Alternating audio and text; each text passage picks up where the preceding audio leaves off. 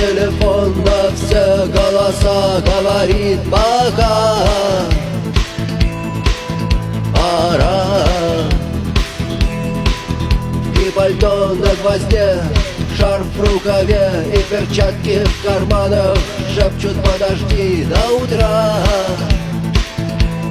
до утра. Но странный